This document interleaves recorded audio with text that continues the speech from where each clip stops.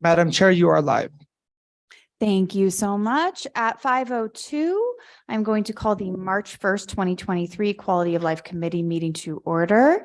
Loretta, if I could get a roll call, please.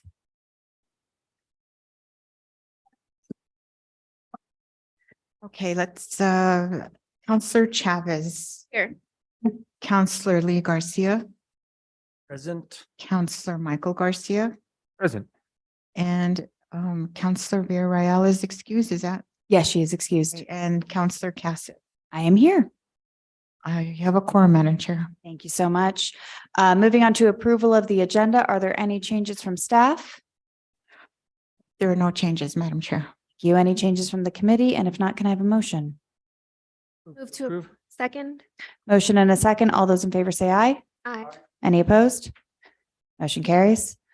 Moving on to approval of the consent agenda. The only item I have pulled ahead of time was item D from Counselor Lee Garcia. Are there any other items members of the committee would like to pull at this time? And if not, can I get a motion to approve as amended? Approve as amended. Second. Motion and a second. All those in favor say aye. Any opposed? Motion carries. Moving on to our presentation today.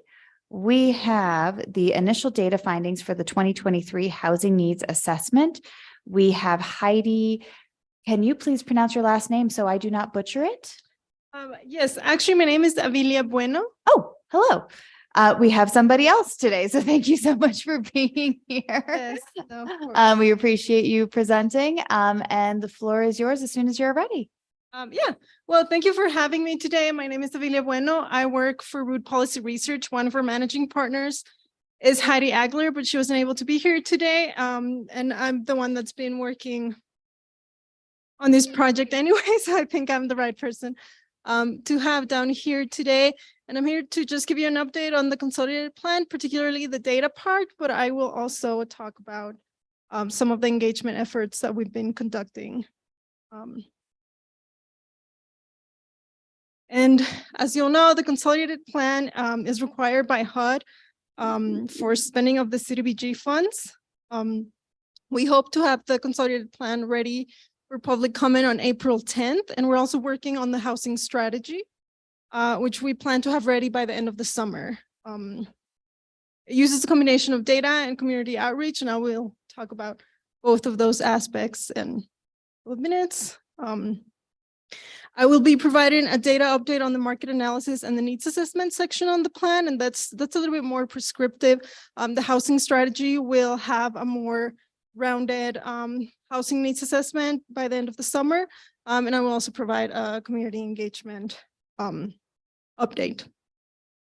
So first, on the data update, we have just basic population and income trends. Population has been growing in the city at around, there was around a 5% change between 2015 and 2021. Households have been growing at a faster pace, closer to 19%, which means we're getting generally smaller households. Most of the growth in households has been in owner households, which grew about 30% between 2015 and 2021. Renter households have remained largely flat, the number of renter households. Median household income has increased around 13% between 2015 and 2021. Most of it has been driven by renter income growth. And we'll talk more about that in a little bit and what's really driving that. The median home value has increased over 20%, almost 30%.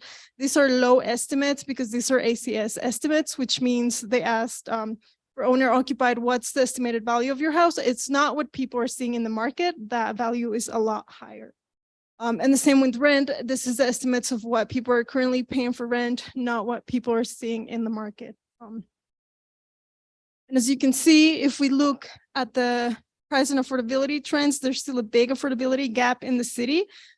These charts show the single home value, which is closer to market value for home values, which is the blue line, and the dotted line shows the maximum affordable home price that an owner with the median income in the city can afford. We can see without being cost burden, that means without paying more than 30% of their income in housing cost. And we can see basically that there's a big gap in affordability. Affordability increased slightly in 2021. That was driven by a decrease in interest rates. Now that interest rates are starting to come up again, that affordability gap is going to keep increasing. We would have expected a little bit more softening in the price with the rise in interest rates, but we're not seeing that in the city. That means there's still a lot of demand for owner occupied housing in the city. And what that shows is that basically if an owner doesn't already have a lot of equity built in their previous house to pay for that gap in affordability, they're not going to be able to either downsize or move to a bigger house if their situation changes. And that's not even including how tight the inventory is. And then on the other side, we have the rental side.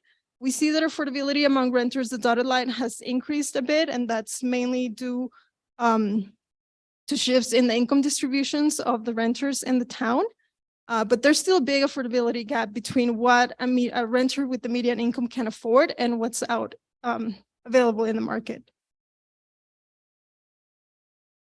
And then we also do what is called a rental gaps analysis. The rental gaps analysis is basically a comparison of the distribution of the income renters have and what they can afford to pay with the distribution of units in the city and what they are going for. So how many renters earn less than 25,000 and how many units are priced at that point in the city? So we can see that in 2015, there was a shortage of over 3,500 units. There were basically over 5,000 renters earning less than $25,000 a year, but only around 1,400 units available. And in 2021, that gap has significantly dropped to 1,900, 1,929. And we can see in the charts below that that has been driven by a change in distribution of renters, not by the change in distribution of units. And this is important to point out because what this is telling me is that the city has made in the past large investments into affordable housing that are keeping the supply side relatively stable.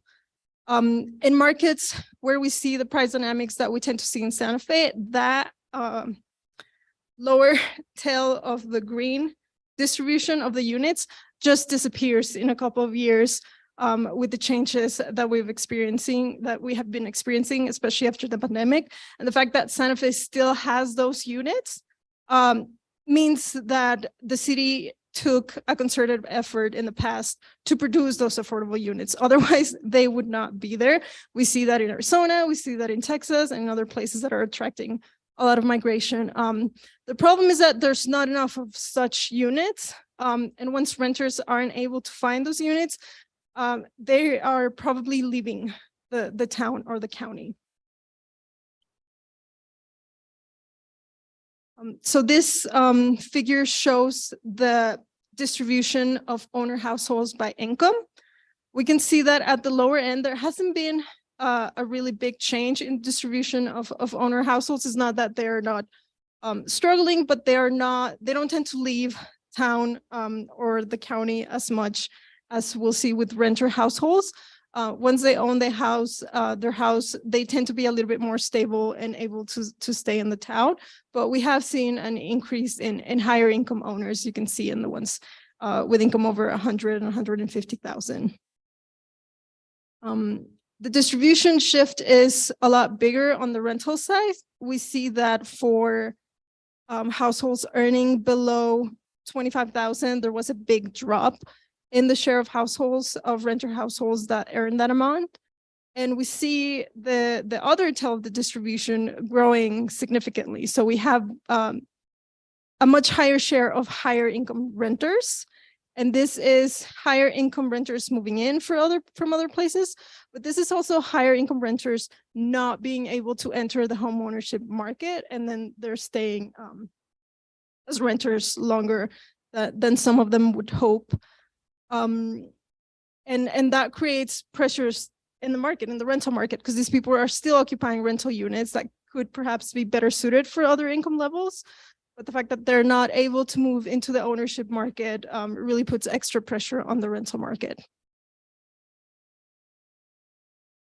And I looked into migration trend data from the IRS. This data are at the county level. It was not available at the city level. They're very careful about protecting everyone's identity. So the county level is the smallest area that you'll get data available, but I put out the number of returns of people that are leaving the county and the number of returns of people that are entering the county, and compare their adjusted gross income. And as we can see, between 2015 and 2016, people that move into the county and people that were leaving the county, so the outflow versus the inflow, the income is pretty similar, around 75,000. As time has gone by, that income has diverged significantly, especially in the last data point available that we have, where people leaving, the average adjusted income from those returns around 80,000, but people coming in is over 140,000. So it does provide some evidence that lower and middle income residents are being pushed out and not able to afford to stay in the city, and we have more higher income people moving into the city. And these are just some data points from the CHAS data, the Comprehensive Housing Affordability Strategy data that is created by the Census Bureau specifically for HUD and specifically for consolidated plans. And the estimates show that over 5,500 renter households and over 4,800 owner households under 100% AMI, or the area median income, have some type of housing need in Santa Fe. That can include cost burden, overcrowded, living in units that don't have complete kitchen or plumbing facilities. Cost burden is by far the most common housing problem, which is when a household pays more than 30% of their income in rent. And it impacts over 9,000 households under 100% of the area median income in Santa Fe. 60% of those households, or those cost burden households, are low income or very low income, meaning they earn less than 50% of the area median income. And crowding is also a problem, impacting over 700 Santa Fe households. Estimated in crowding is when there's more than one person per room. And we like to take a closer look when we look at consolidated plans at severe cost burden, which is people who are paying over 50% of their income. These people are in a very economically vulnerable position. Any type of mishap, economic emergency, medical emergency could really turn their life around, or they can easily find themselves without housing at this level of cost burden. And according to CHAS data, over 4,700 households in the city are under 80% of the median income and are also severely cost burden. The pie charts show the distribution within renters and owners. So around 2,500 of those are renters and another 2,100 of those are owners, of those people that are severely cost burdened. Among owners, you tend to see a lot of elderly people. These are people that at this rate of cost burden are not able to pay for repairs and disability or accessibility needs that their houses might have. And on the rental side, you see small related households, but also other households, which is people living by themselves or with roommates also having these very high rates of cost burden. And then, as I mentioned, 60% of those severely cost burden have an income of 30% AMI or lower. So that would be around $20,000. And that's around 2,400 households in the city. Community engagement, we've done several activities in terms of community engagement. We've talked to stakeholders, and we're here today. We just conducted 2 focus groups, and we'll have 2 more tomorrow and another one on Friday with different organizations and stakeholders. Some of the things that we have heard from the engagement are some of the headwinds that they see are that rising interest rates will present an affordability challenge for the city that's a little bit more complicated, because it reduces affordability among renters who want to own, or renters who want to move, or owners who want to get a different house. but it also really increases the cost of building. So they see this as a damp on new development that could potentially alleviate some of the pressure in the market. And then another thing that they keep bringing up is resident and neighborhood resistance to development that keeps the supply of housing low in the city. So based on this, stakeholders feel that investments in permanent supportive housing, youth homelessness programs and other such programs are crucial given the current circumstances. There's not going to be an easy fix in this interest rate environment in terms of the supply side.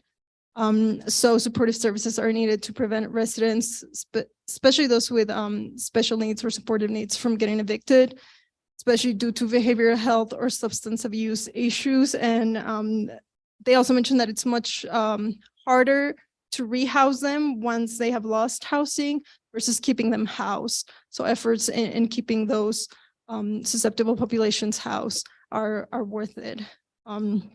Affordable projects have long wait lists, and there are also the need for funds for long-term operating cost.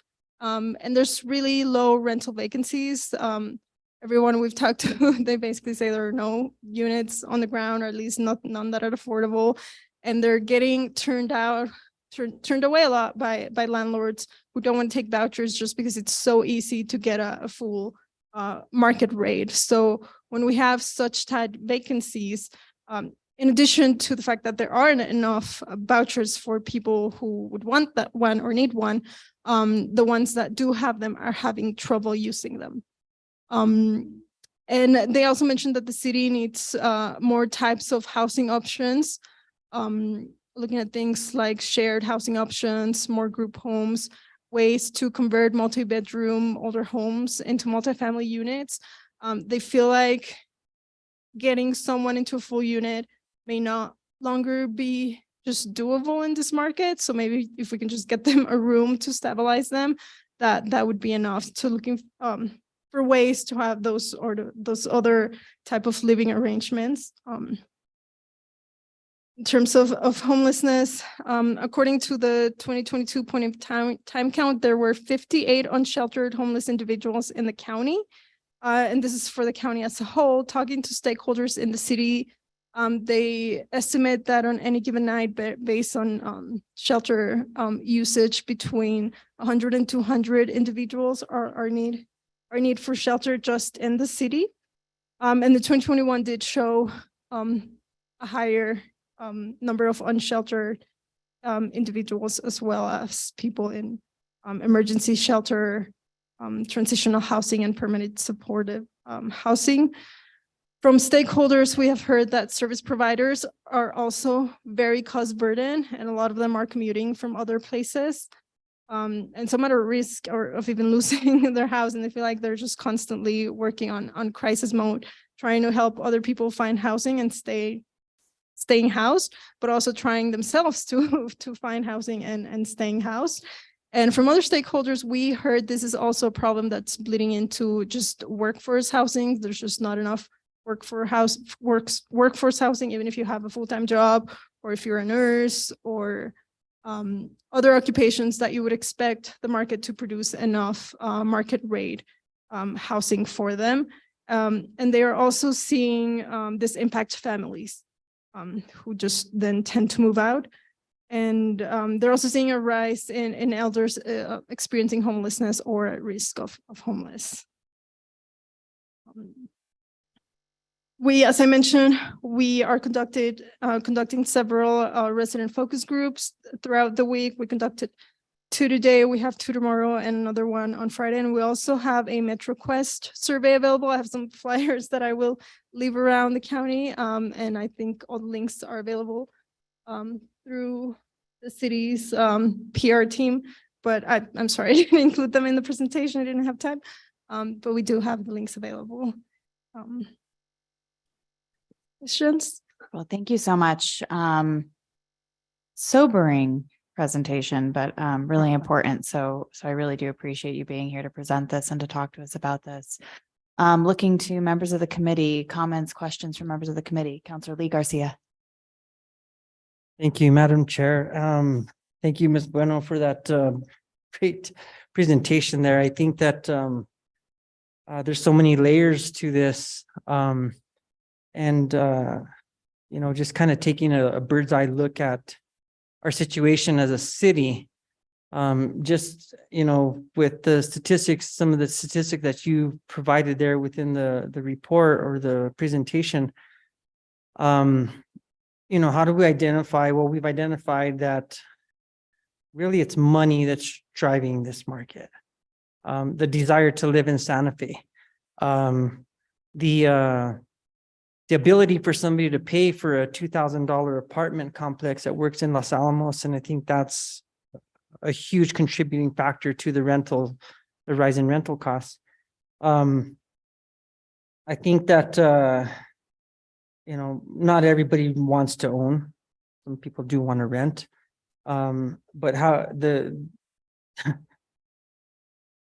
million-dollar question is, how do we make this attainable for people that are having trouble affording this? And so, you know, what are the solutions? Is it building out every nook and cranny of the city? You almost have to take a really aggressive look at that, because if you just take a look at basic economics, high demand, price, you look at desirability, you look at the ability for people to pay these prices. And I, you know, just again, not too many questions, just basic comments based on the presentation that was provided. But it shows that Santa Fe has become such a desirable place to live. And until we build out more units to make things price competitive, you almost aren't going to get there. I mean, what's the magic number? We continue to talk about build it. And, you know, we have statistics of things that have been, you know, units that have been built, units that are in the process of being built, and what's in the pipeline of what's coming. And so, you know, I'm not a firm believer that raising interest rates helps our inflation, because all it makes is the people that already were in a situation that couldn't qualify for a house. Now they can't qualify for a house because that gap is just, it's gone so far. Back to the direction of how do we solve this? Well, we probably will never completely solve it, but how do we come to the table with being good partners and providing, obviously being partners in building units, creating certain rules that would allow people who need this workforce housing. I sit on the NCRTD board, and they having trouble getting people to drive their buses and hire people. And so they're looking at models that would possibly create housing for, you know, especially entry-level people come in and be able to part of their either income or at a lower rate to rent. And so some of these ideas that could possibly come to the table when we privatize everything, obviously, again, it's their ability to charge what really the market is bringing, and that's free enterprise. And so, you know, I see how it's difficult. How do we look at household? So AMI, I believe, average median income, right? The area median income. Area median income. And so for a household, is it taken into account, obviously, in one income, total income, multiple people contributing to that? So they do have different area median incomes by household size. So they're all depending on different household size. Then they put for funding and programs, different household size fit into different median incomes. It's not a super scientific way, the way HUD develops that. They basically just take ACS estimates and apply that for the area based on the median family income. What they do is that they take the overall family income and they set that as what's going to be the area median income for a 4-person household, and households are generally smaller. So what it does is it allows for higher affordability levels to be able to get some of this help in terms of programs and stuff. The issue is that it moves because it's the median income of the area. It moves when lower income people leave a place and higher income people move to the place, or the place grows a lot economically and people have higher wages, then it gets higher because it's reflecting what's going on. So it's also reflecting compositional changes in the city each year. It's not fixed. So sometimes it can get a little bit disjointed from other poverty measures that we would use. But it's a pretty good barometer of where people stand in relation to the income distribution of the entire city. Thank you. Taking a look at one of the slides that you had there, and I'm just going off of memory. Where is income coming from? Because when you look at, you can study the job market here. What is the average wage income of one person, of a family? And for it to jump that high, it's obviously, again, seems to be people that have moved here who have good jobs that work from home, number one. And I think we can all agree that the COVID pandemic was a big contributor to that. People moved here, they didn't have to necessarily be at an office, so they're working from home, bringing good salaries. They can afford to live here, and they've driven the market up. You have, again, I think I mentioned Los Alamos, who's paying very good income, even at an entry-level status. And people are moving here. They can't live in Los Alamos. They can't live in White Rock. There's not enough units for them to live there. So they're coming to Santa Fe. And again, and so as far as the people who have lived here forever, or that workforce that is, has a good job, but it's not paying that's where our gap is. And that's where they're having trouble finding the ability to either qualify for a home, or it's just way out of their market. And I think that's where our biggest issue is. Yeah, you bring up a really good point. The labor markets are regional. They don't abide by city or county boundaries. There's just, if people can get there, the labor market is going to get mixed. Right. So thinking about more forms of regional cooperation around the way the labor markets are mixed within the region is a good strategy.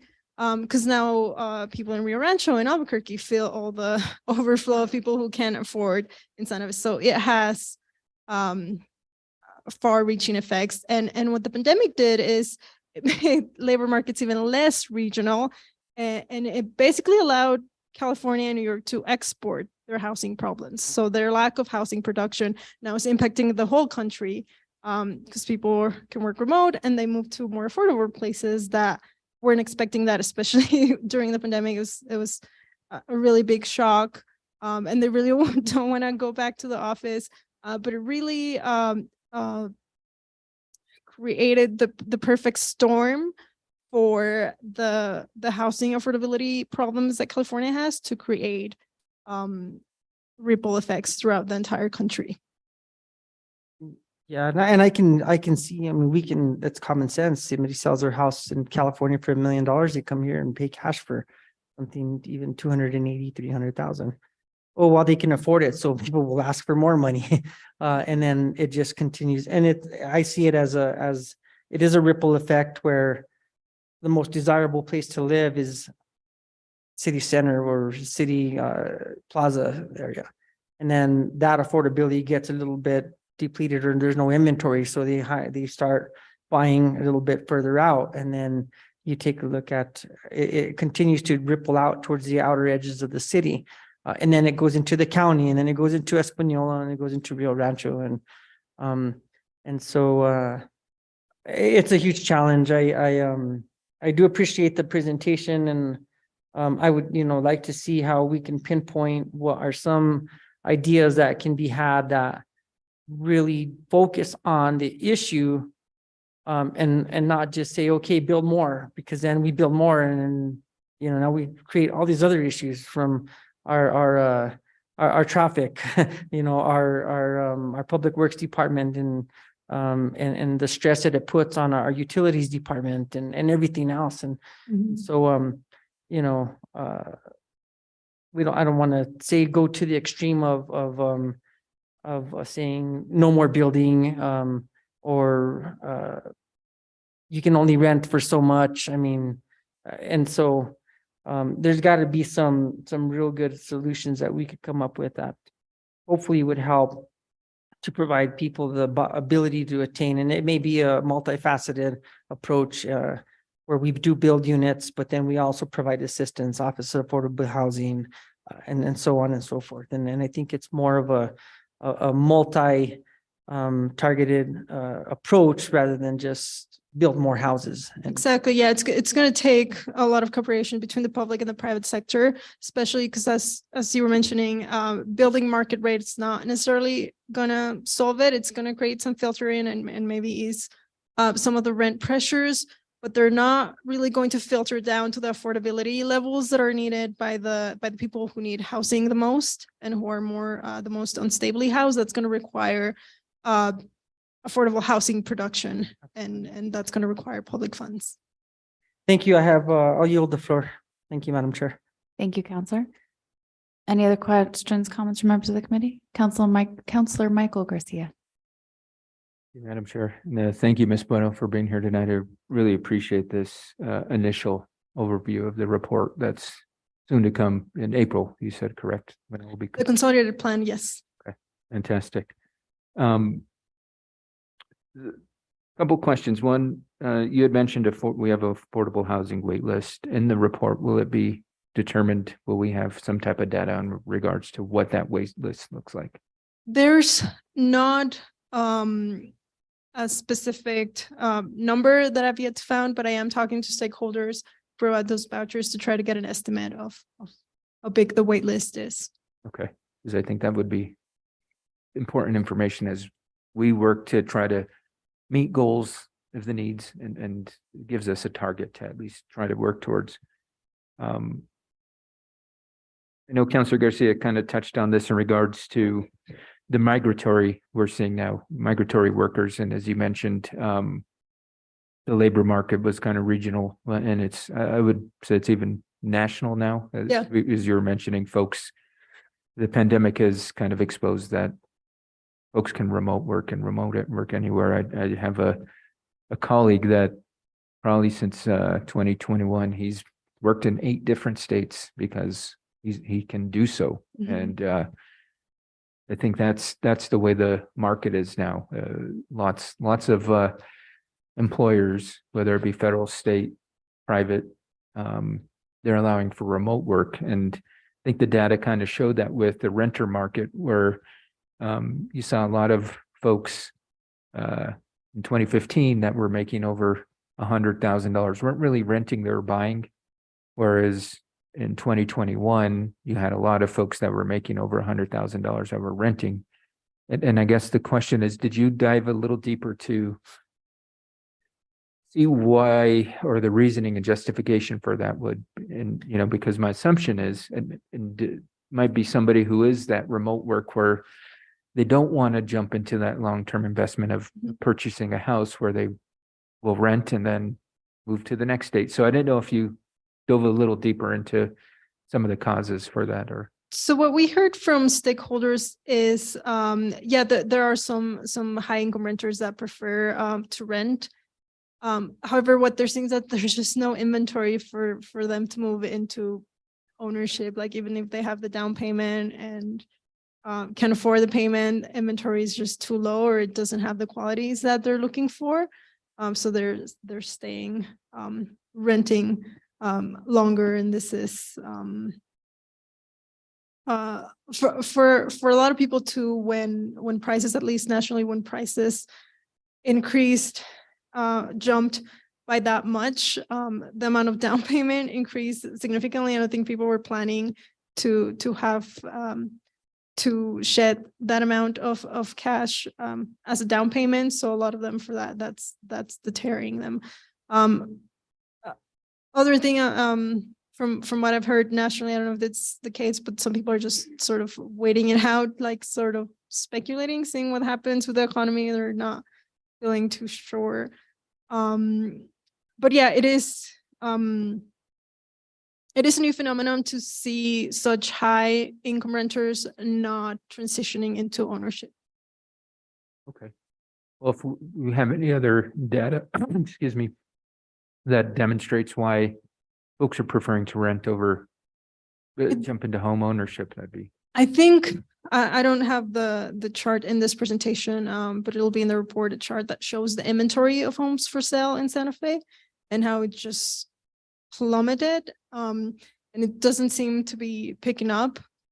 So I think that's a very informative chart just to see how much the inventory is not turning, and it doesn't seem like it's gonna turn around much, because when the pandemic hit and they slashed interest rates, people either bought at very low interest rates or refinanced into very low interest rates, where now the share of owners with a mortgage that have an interest rate below 4% is very high. So there's not a lot of incentive even for people who may want to leave in this market. So there's just no turnover in the home ownership market. I think the next couple of years will be interesting, given the pandemic did kind of flip things upside down, and we don't know if migratory workers are going to stay or going to come. I think it'll be interesting to see the next 5-year report. I wish I had a crystal ball to see what the 2028 report was going to look like, because I mean, it could be completely different. We don't know, and I think that's where it's kind of hard for us to figure out which direction we move, given the uncertainties because of the cause of the pandemic. One of your slides mentioned homelessness, and I know the count you referred to, the point in time count, is conducted by HUD. And it's a little lower than, well, not a little lower, it's a lot lower than data that we've been given. Yes. We've been given numbers of anywhere between the 300s up to the 700s of unsheltered folks. And this is dramatically lower than what's been reported to us. So do you have any background info on how HUD conducted their? Yeah, so HUD does go through local coalitions to do the count. The count is done over 1 to 4 single days in January.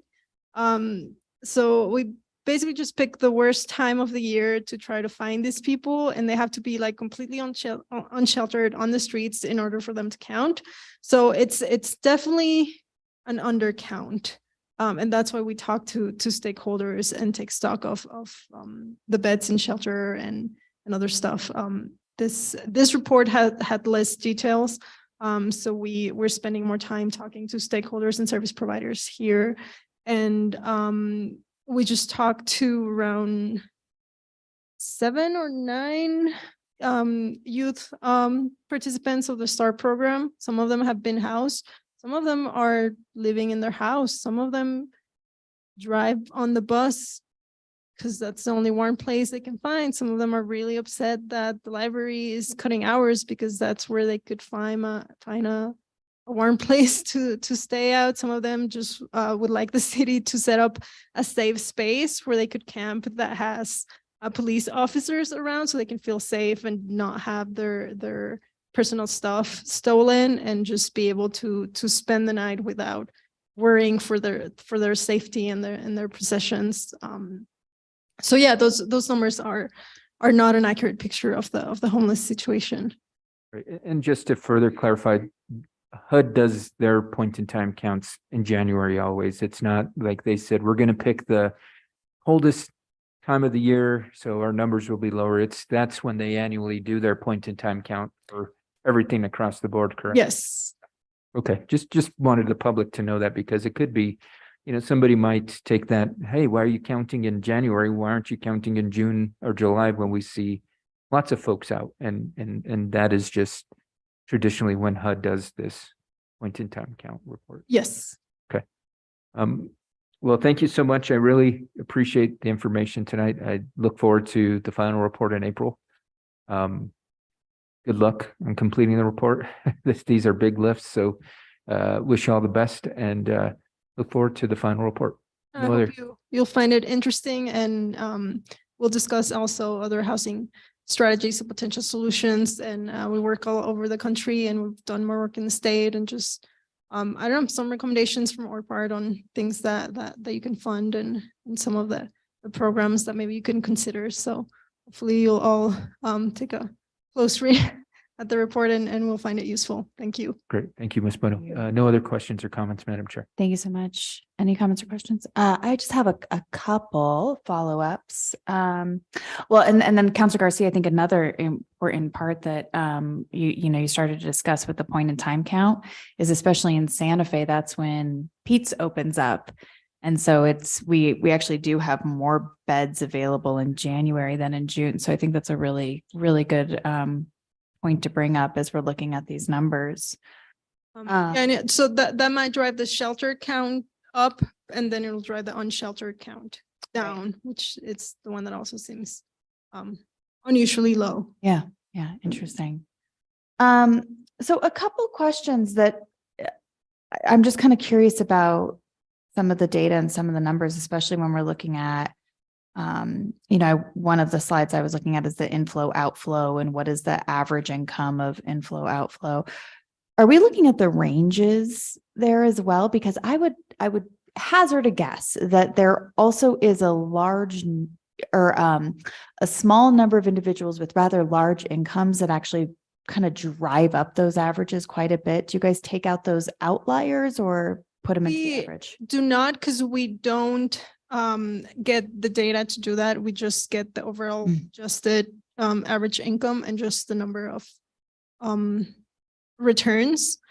So yeah, it could be driven by large outliers moving in, but the fact that it's a very clear trend every year going up and up, while the other one is pretty much stable. It's pretty indicative of the another thing that I could do. I haven't done it, but it's look at it's not going to give it to me by income level, but it does give me the count of where they are moving from and where they are moving to. So I intend to include that data in the rest of the report. Yeah, I think that would be really interesting to look at as well. In terms of housing and of building, one of the factors that I'm curious how this also is coming into play is that the cost of construction has also increased a lot in the last couple of years. So in order for developers to cover their costs and how that impacts the ability to provide affordable housing, I think one of the interesting, maybe important is one of the better word to use, pieces about affordable housing is that it's subsidized, some way, shape or form. There is a subsidization that's going on, whether it's public dollars, which is, why we frequently try to see how we can get more money into that affordable housing trust fund. And, but also, how developers are using their market rate houses to help subsidize affordable housing. And I imagine that this is getting more challenging and also probably putting pressure on that part of the market that would be market rate. And so, back to the conversation of why are higher income individuals continuing to rent and there's just nothing available. I was having a discussion with somebody that their housing range that they're looking for is $600,000 to $700,000, which is pretty high, and they can't find anything, and there's just nothing in that market. So I'm curious about the cost of construction, the cost of development, and if that report is going to be looking at those trends and potentially providing any policy suggestions on what the city might consider, or if there's anywhere else that's been successful in mitigating those impacts. Yeah, we we study that a lot. Unfortunately, these are trends that go beyond the city and what a city can do. Like we can tell you how much labor costs are going up. We can tell you how much raw materials are going up, and then land cost when places are land constrained. That's pretty easy to see. The places where cities can do more is on the, and then obviously interest rates also raise the cost of capital. Maybe on the labor side, trying to develop a construction industry after the housing market crash in 2000s.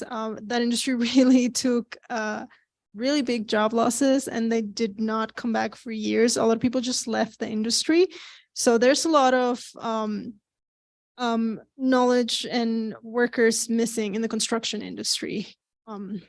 That create a big barrier to more construction. And another thing that we hear is tied to just how hard developing is when there's so much resistance to develop, when you have to go through a rezone, when you have to wait until all the permits get through and change your design, and all those costs that add up to developers on top of the already high land costs and labor costs and materials. Yeah, thank you. I appreciate that. And I know that's been part of these conversations that we've been having as well. And then again, back kind of to this conversation about the regional aspect of this. And Councilor Lee Garcia brought up the point of Lanel, who's hiring. I mean, they are just, what was the number, 2,000 last year, 2,000 new employees. And this might be more of a question for city staff. Maybe you have the answer as well. Have there started to be kind of regions of governments, these coalitions almost beyond the county, because we do have a lot of inter-county movement, people coming from Rio Arriba, and then a lot of our population's moving into Bernalillo County, that are starting to look at how there might be a regional approach, and if there is a coalescing of resources around these issues, if that potentially is a solution. Whether I haven't heard about it happening in New Mexico, but I don't know if this has happened in other parts of the country, or if there's kind of the beginnings of how that might actually work to better solve the problem for all of us, as opposed to each of us acting individually. Yeah, I think the recent shift in the labor market has forced other states to start thinking about how labor markets impact housing markets at a regional level, not at a local level. I know we did some work for the state of New Hampshire that basically the state has regional planning commissions that come together, and there is a state law that says that the planning commissions cannot basically zone out or just deny development without showing that they've met their need for fair share of the workforce housing. So basically there's an analysis that says your income levels are at this level, your job growth is at this level, you impact this entire region. So then you need to build, or at least allow, not the city itself build it, but allow developments the opportunity that if they want to develop workforce housing, you cannot deny it, because we're showing that there is a regional need for that type of housing based on the income, the wage distribution, and the number of jobs that are in a city. So that's the way some others are approaching. California has other things that they're doing. I'm not sure they're going to work out very well, just with the way things are going right now. But it's basically, saying you have this many jobs and 5 houses, you need to build more houses. And if you don't show us how you're going to build them, we're going to nullify some of your zoning plans and be able to allow more developers to build. Unfortunately, I think that's maybe too late, but I know Oregon, I think, is looking at something like that. And New Jersey is also some of fair share ordinance, where they look within regions and job growth and localities around the entire labor market area and then see, well, who's not providing their fair share of housing for all this workforce that we have. And yeah, I think there are conversations that are going to have to be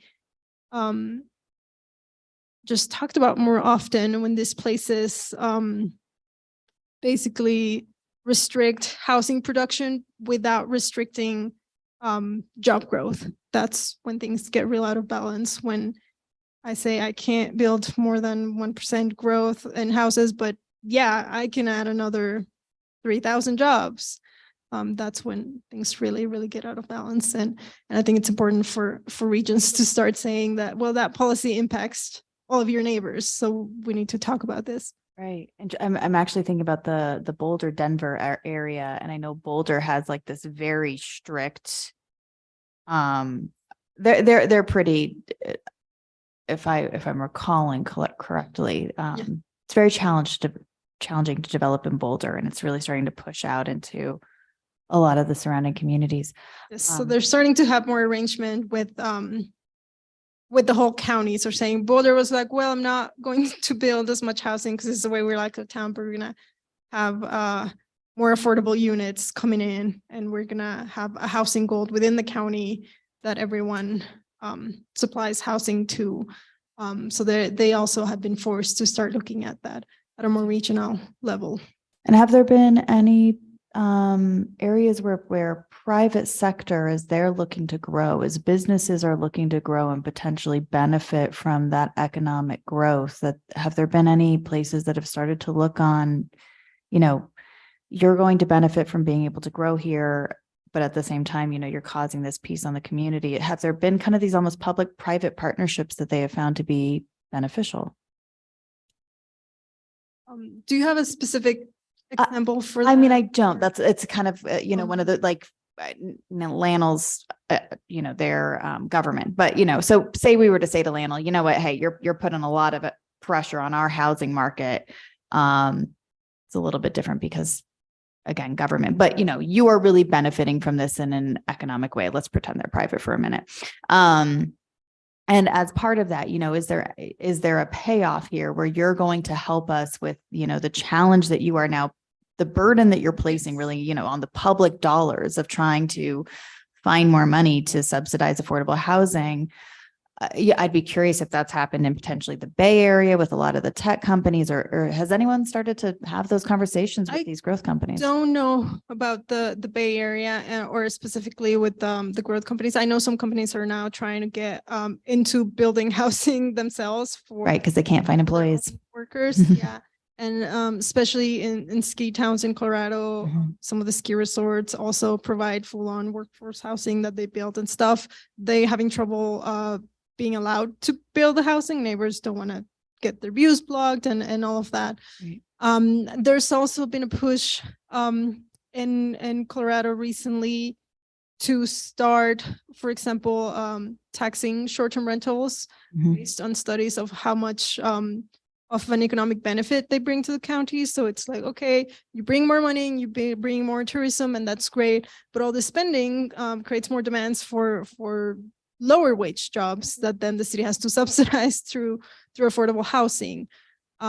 So they've been doing more of this nexus studies to quantify that extra demand on the housing market and the type of subsidies that are needed, and try to come up with a reasonable fee. You don't want to drive them out of town or out of business, but you want to for them to contribute to some of the extra demand because of the jobs that they create in the town. Right. What's the balance that we're all being good neighbors with each other? Madam Chair, if I could, Sure. to your question, it's a very good question, and members of the council. So Lannel has made attempts to RFP for housing development in the region, both from Albuquerque region up to Santa Fe and further north.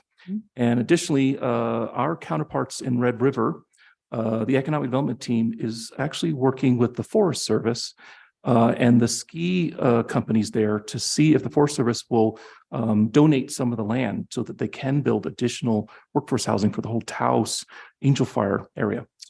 So big, large companies are looking at that now because they do have a housing crunch in these cities, and they want to come to a desirable place. Right. Lannel has been trying to attempt to do that. Yeah, and I imagine that they also see a real benefit there, that it's a worthwhile investment just from their own bottom line and, ability to function. So glad to hear that Lannel's looking at that. Yeah. I don't believe I have any further questions, and I'm sure I could think of 10, but it is already 6:00. So I will stop there, and thank you again so much for being here. Really appreciate this report. Really important information, challenging information. And we'll look forward to seeing more of the information coming forward throughout the coming months. So thank you again so much for being here. Thank you. Have a great night. Thanks, you too. All right, moving on, we are going to move to the one item that has been pulled from our consent calendar. That's the request for approval of a lease agreement between Marcy Ventures LLC for 119 and 123 East Marcy Street. First year monthly rent is $16,088.33 with an initial term of 5 years from March 9th, 2023 through March 8th, 2028. And we have Terry Lease, our asset development manager, here to present. And Councilor Lee Garcia, you pulled this item, so floor is yours. Thank you. Thank you, Madam Chair. And I appreciate your patience, Mr. Lease, for sticking it out, that presentation. I don't have a huge amount of questions, but I do have some questions in regards to this lease and how once entered, what is the how binding is it in the case? I mean, and the reason I ask this is, I know there's the whole intent of leasing this property is to move city offices out of Market Street. And in the case that, just to say that doesn't happen, what happens, now we have two spaces, one that we own, one that we lease. What does this lease look like in terms of binding, and is there any outs in the case that we would need to pull out of this agreement? Madam Chair, Councilor Garcia, thank you. It is a binding contract for 5 years if approved. And you're right, this is the reason for this lease is tied to a lease of the Market Station space where staff may be displaced there. And we purposely ran these two agreements together the same date, and they'll both come before the governing body, I believe on the 9th or the 8th. So they'll come the same time for approval. So can't speak for what happens there, but I would imagine if one lease was not approved, the other would perhaps not be approved as well. And so we are looking at moving all the offices that are currently occupied out of Market Street. Some will come to the Marcy location. And then I think we're also talking about the old, I forget the name. Monica Roybal. And so those are basically the two. And we own the Monica Roybal. Or are we leasing that one? Madam Chair, Councilor Garcia, yes. In the case, so it's a 5-year binding contract. In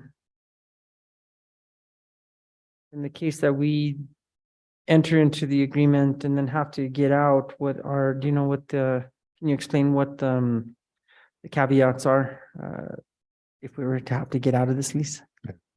Madam Chair, Councilor Garcia, yeah, there is no early termination provision within the first 5 years. So that may be more looking at breaking the contract. I don't know. I guess that'd be something more appropriate answered by legal. So then if we were to obviously not ever move into these offices, we would be on the hook for 5 years at the lease agreement. Madam Chair, Councilor Garcia, that's correct.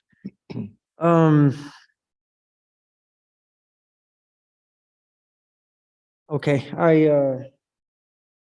I just have, those are my concerns. I know that there's some discussion of other things that are happening at Market Street, and without any of those details, I don't not too comfortable approving this. I know it's something that, yes, it's a necessary move in the case that we have to do that, but those are my questions. I'll yield the floor. I don't know if anybody else has any questions, and maybe I'll think of a couple more while there's discussion going on. Thank you. Any other questions or comments from members of the committee at this time?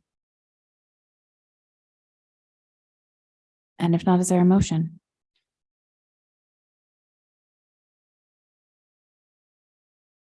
Sure, quick question. Oh, yeah, sure. Council Michael This Garcia. is past other committees, correct? So Correct. If we moved it forward with no recommendation, still comes before the governing body on the 8th.